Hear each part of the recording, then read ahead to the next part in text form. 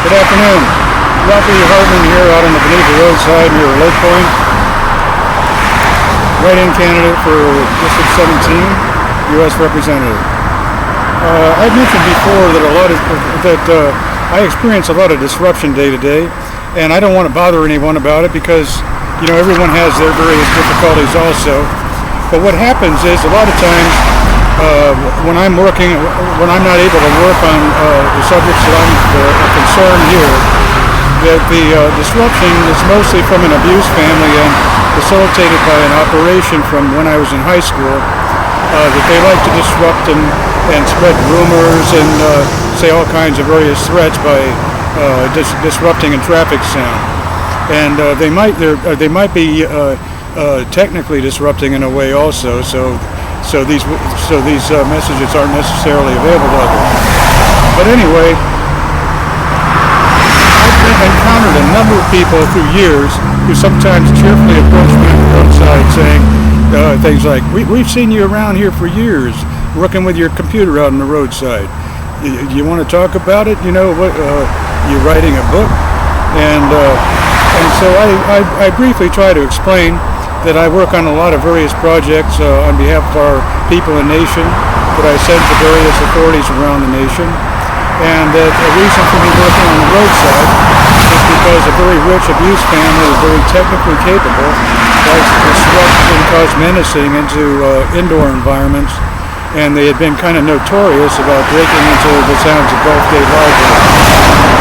So when I began to have my own computer some years ago, I gradually developed a routine of working on the roadside.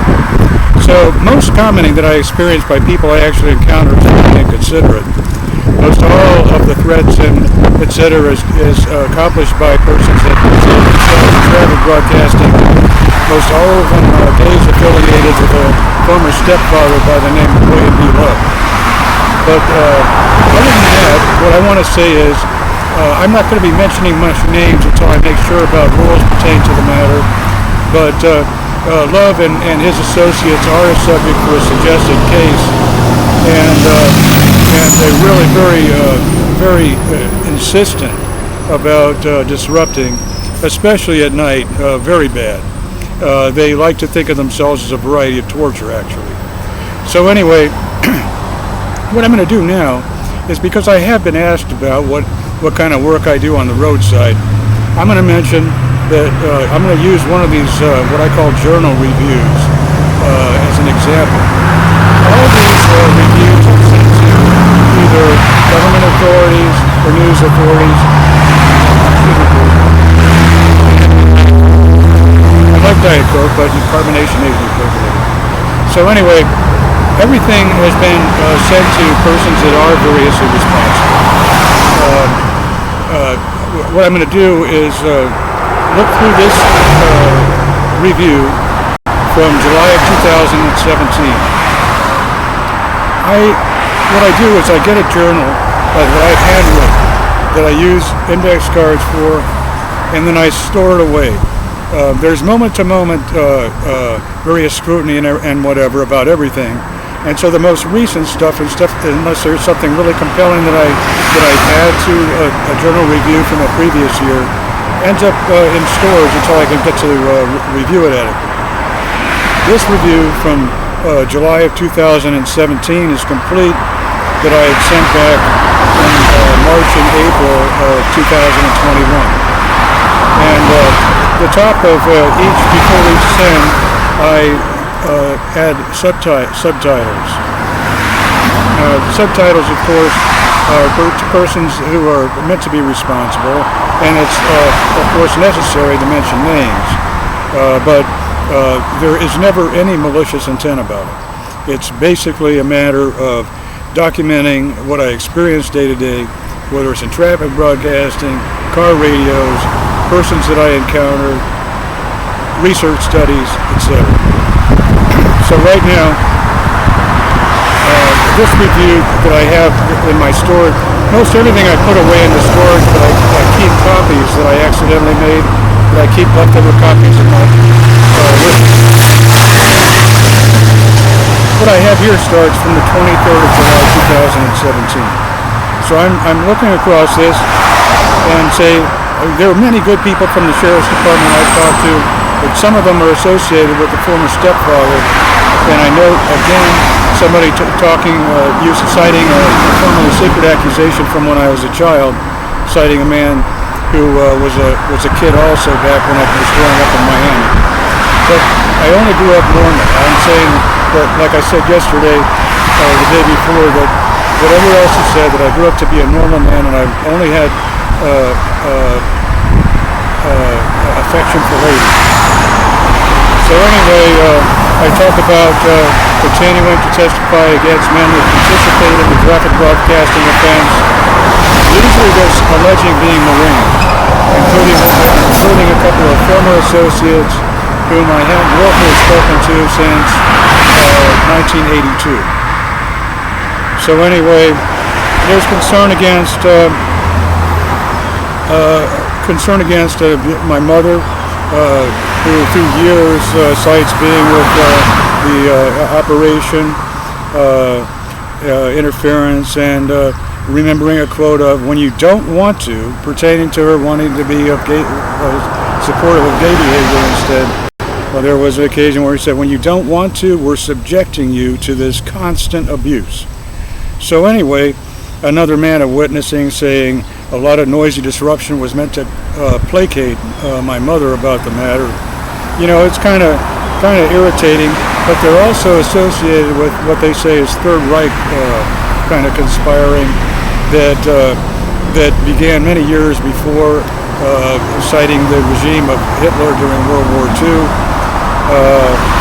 They're really insistent about it, and they don't accept opposition.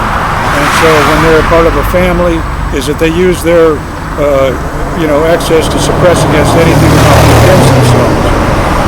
Including comments like the word "push," from the rebellion that had installed Hitler in World War II, before World War II. I'm also citing against corruption that threatened that they'd gas some people who had allegedly sought to be relatives of mine. I don't know anything about it, but I was reminded when I started to look to this again, saying we gassed them threat. I note a burglary of a storage shed that I kept packages of reviews in. Many packages were stolen, all of them from before 2006. I don't know how many. Someone said a Moons caches clay allegation, but that's obviously false. Although it could be that he was possibly involved about various controversy pivoting on the moon. Impossible to detail all of that in a message. There was a Mounds threat citing a Holmes Beach, a young gay from Holmes Beach, saying that he's Mounds of some kind. There was concern pertaining to Girl Scouts. A particular concern was noticing some triangle-shaped merit badges.